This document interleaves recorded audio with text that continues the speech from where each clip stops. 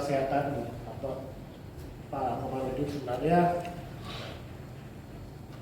lama sih kita bicara soal kesehatan, terutama ketika soal perempuan dan kesehatan reproduksi itu mendapat tempat isunya isu global.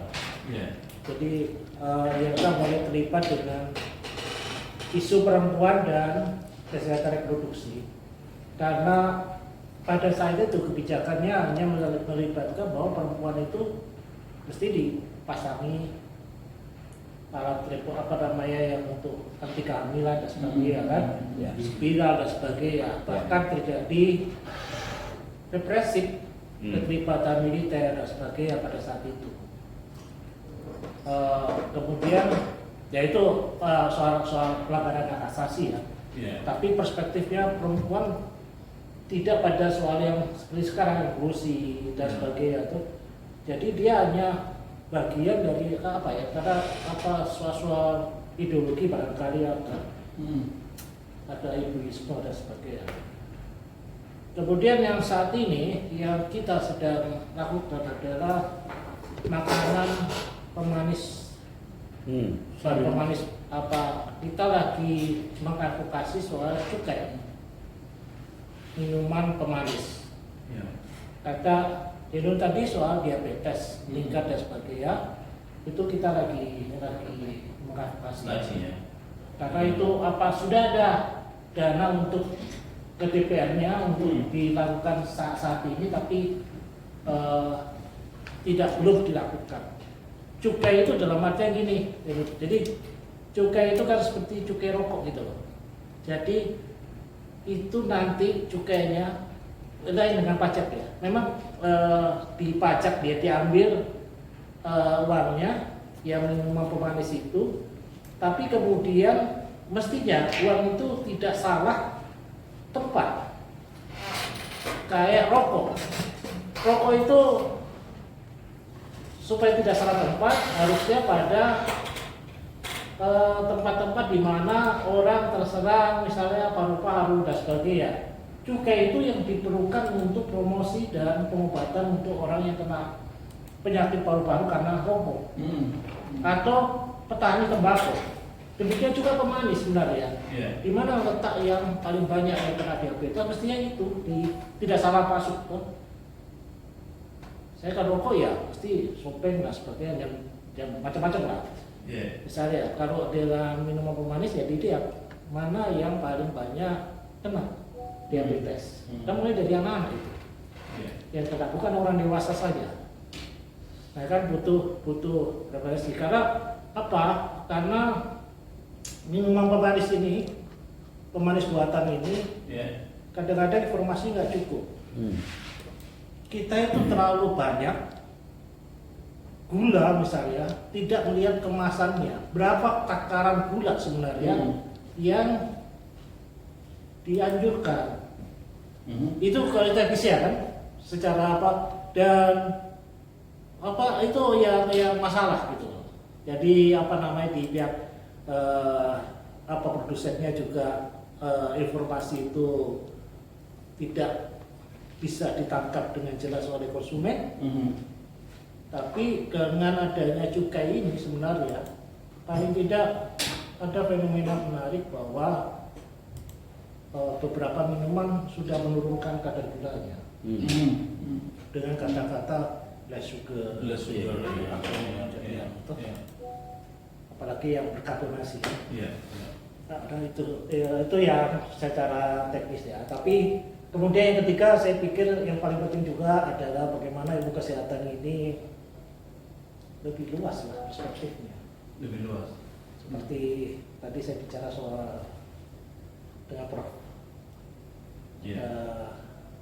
Bram, saya bilang soal nasionalisme ya, Stovia, sekolah yang didirikan oleh kolonial Belanda, tapi melahirkan perjuangan nasionalisme seperti Cipto Mangunkusumo, Wahidin, kemudian Dr. Sutomo, dan partai yang pertama itu didirikan oleh seorang dokter. Saya sebenarnya kalau ada Pak Sudi, saya mau perlihatkan buku yang bagus sebenarnya. karangannya Haspol. Haspol itu orang Australia, sejarawan yang sejarawan kesehatan sebenarnya. Jadi dia mau melihat apakah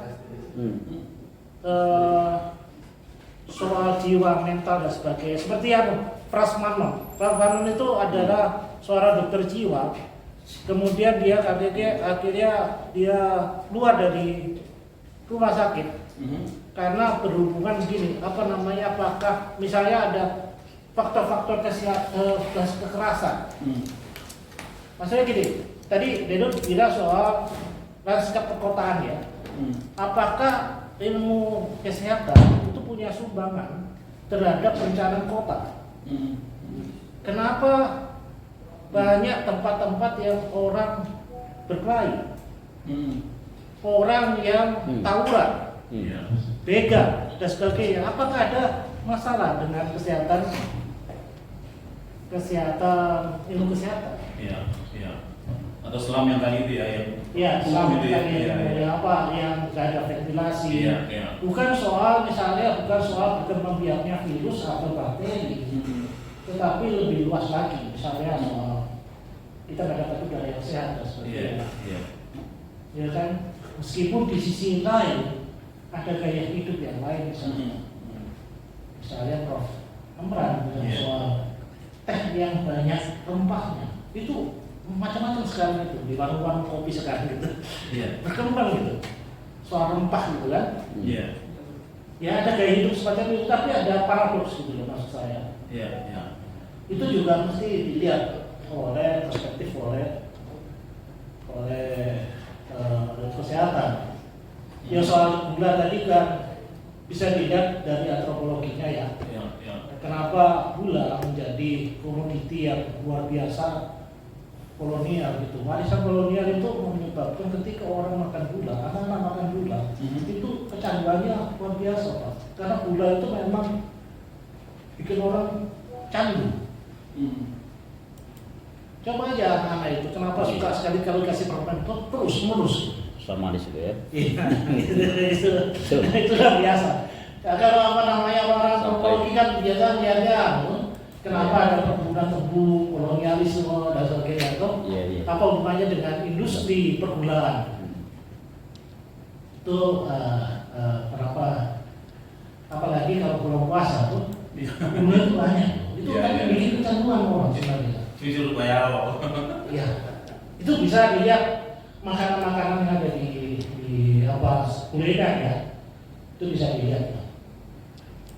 Ya, yang selain sejarah, kemudian landscape perkotaan, itu juga mesti digeledah oleh ilmu kesehatan, juga politik. Apakah di jurusan politik atau di jurusan sejarah itu juga melihat ilmu kesehatan tuh dari perantasian, keuangan. Kenapa instalasi farmasi obatnya banyak sekali dengan COVID ini? Apakah klinik-klinik kesehatan, klinik-klinik dokter bersama pakai obat yang sama dengan apotek yang sama? Itu kan harusnya ada ya? Dari politik yang beli itu. Jadi memang kalau kesehatan itu nggak mesti, kalau saya sih di buku ini misalnya nggak mesti dari masukan kesehatan, tapi dari antropologi, dari ilmu politik, dari sosiologi atau dari pendidikan misalnya. Wilayah atau dari ekonomi misalnya, itu nulis. Tapi dengan melihat kesehatan dari perspektif apa itu bicarakan atau dari sejarah misalnya. Siapa sih yang mempromosikan kesehatan pada saat kolonial itu di Makassar siapa?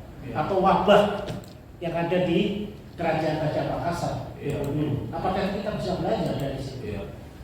Seperti migrasi wajah itu ya yang katanya meninggalkan. Kan secara urbanisasi migrasi itu akan berkontribusi dengan penyakit dan sebagainya. Itu juga, tapi itu memang harus diliti ya. Saya tidak tahu itu. Nah itu menarik sebenarnya. Jadi ilmu kesehatan dari banyak perspektif sampai dengan secara teknis ya. Kenapa rumah-rumah yang dibikin developer itu sudah nggak ada ventilasinya lagi dan sebagainya, itu sampai skeptis seperti itu. Kalau genre penulisan, kira-kira?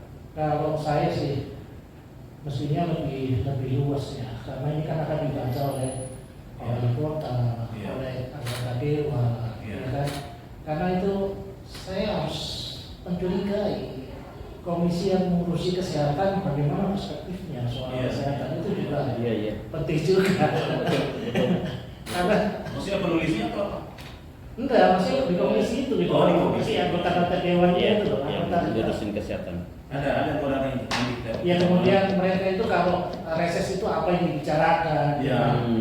soal komisinya kan berkaitan dengan komisinya kan reses itu nggak boleh lepas dari apa yang diomongkan. Ya saya kira itu. Beliau dekat wali kota jadi kita. Ah, Iya. mati kita. Kalau itu aja, nomor saya Mati kita. nomor saya